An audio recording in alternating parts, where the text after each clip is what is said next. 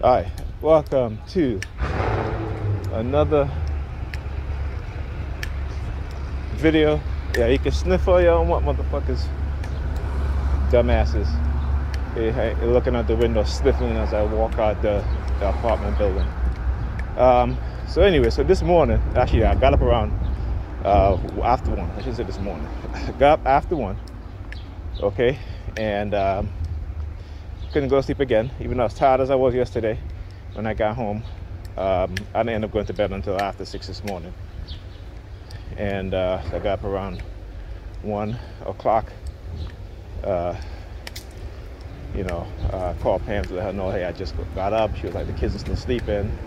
So I said, okay, give me a few minutes and I'm gonna get ready to get dressed. I didn't even make breakfast because when I, even yesterday and today, every time I got up, the kitchen is occupied. They were all in the kitchen, so I was like, you know what? I usually get to, when I get to Pam, I just make breakfast for me and the kids. And, her, yesterday I got there, I made breakfast for everybody. She didn't even make breakfast. And this was like after 12, okay? So she was up, kids were still sleeping, and, what have you. But anyhow, so after I called her, about a few minutes later, the police showed up, with the sirens.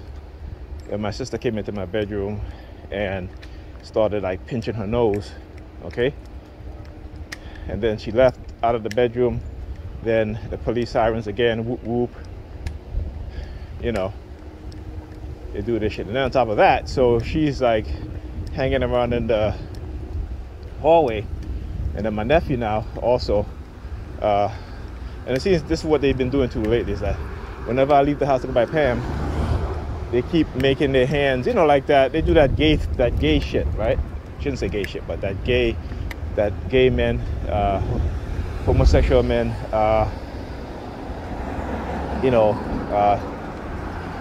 it's like like when they back in the 80s, like I said, when you see these men, gay men, how they used to walk, they walk with their hands,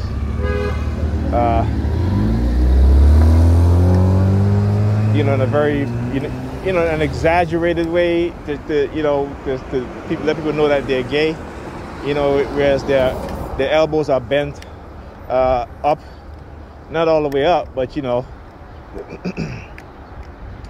and their wrist is like pointed down, their hands, walking, shit like that, signifying that, yeah, okay, he's gay. He's definitely gay. So they've been doing that a lot lately whenever I leave to go by Pam. And again, like I said, there's a subliminal message that they always try to send, particularly about her being gay, bisexual, whatever. Like I said, I don't really care. Like I said, that's her thing. And this is what happened when you have, I'm not saying that's who she is, because I asked her, I said, I've asked her. I basically, she's like, no. So, but I just have to expose what's being done. All right. Yeah, what you looking at, buddy? See, look. They can make that fucking stick. You looking at the car over there? What is it? A teal color car? Anyhow, so like I said, that's her business. I've asked her whatever, but they got to keep saying this subliminal message, because what they're trying to do is that, they understand they'll use your emotions against you. They'll use your love or care for your kids, for your husband, your wife, your boyfriend, your girlfriend, what have you, somebody that you care about, your friend that you care about.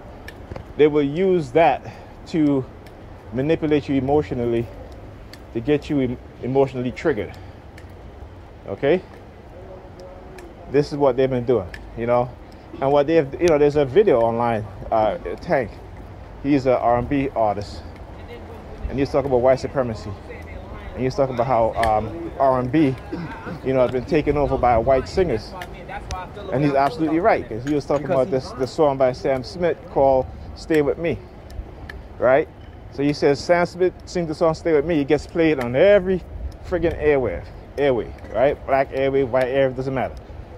You're a black singer singing the same song, okay? You get a limited play, limited in terms of radio station playing your music, And he says, he's like, when it comes to black people, they are afraid of our love, meaning that if we love one another just as how they love themselves and their group, their people, right? So what do? White supremacists, what are they doing? In the black community, they're trying to destroy black people love for one another, black people love for themselves, okay? Because when we love each other and we love ourselves as much as they do, when we see a white racist police officer beating up on a young kid or defensive black man or black woman, we're going to do something, right? This is why they have sought to destroy the Black Panther movement, and they had put its members in prison for a very, very long time, okay? These were the first political, modern day political prisoners. I shouldn't say modern day, but, 20th century political prisoners besides Martin Luther King, before that. But I'm just saying, in terms of black liberation and, those things, right? During the 70s, I should say. 60s and 70s, late 60s and 70s. So this is what they have been doing. Destroying the love that we have for each other and the love that we have for ourselves. And it is done strategically. Like I said, as black people, we got to think in a strategic, militaristic way, because that's what they do, okay? And it doesn't mean that, we're trying to take over, rule white people. It just means that we want equal treatment, equality, okay, in every instance, but they won't let us have that. All right, simple as that. Anyway, I'll talk to you guys next video.